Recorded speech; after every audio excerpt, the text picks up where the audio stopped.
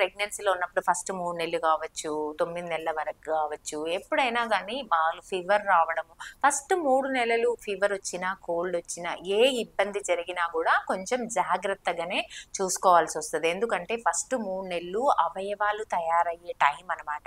3 నెలలు దాటిన తర్వాత 4వ నెల నుండి పెద్దగా రిస్క్ ఉండదు. కొన్ని రకాల మందులు, వేరే మందులు వాడినా గూడా ప్రెగ్నెన్సీ మీద ఎఫెక్ట్ పడదు.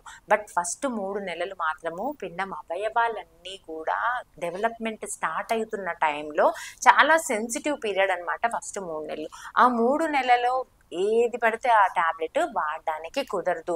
ప్రతి అడ్వైజ్ డాక్టర్‌ని తీసుకొని మాత్రమే వాడుకోవాలి.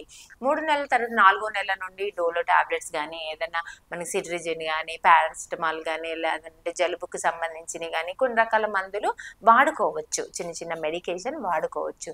బట్ ఫస్ట్ 3 నెలలు మాత్రము ఈ డోలో 650 అంటే హై డోస్ మెడిసిన్స్ పారాసిటమాల్ కావచ్చు, ఏదైనా మెడిసిన్ కావచ్చు, హై డోసెస్‌లో వాడొద్దనమాట. సో, పారాసిటమాల్ 500 ఎంజీ ఫస్ట్ 3 నెలలు గానీ, త్రూఅవుట్ ద ప్రెగ్నెన్సీ గానీ 500 ఎంజీ వరకే. అకేషనల్‌గా ఏదైనా హెడేక్ ఉంది, బాడీ పెయిన్స్‌గా ఉంది, ఆ రోజంతా నీరసంగా ఉంది అంటున్నప్పుడు అప్పుడప్పుడు తీసుకోవడంలో తప్పేం లేదు.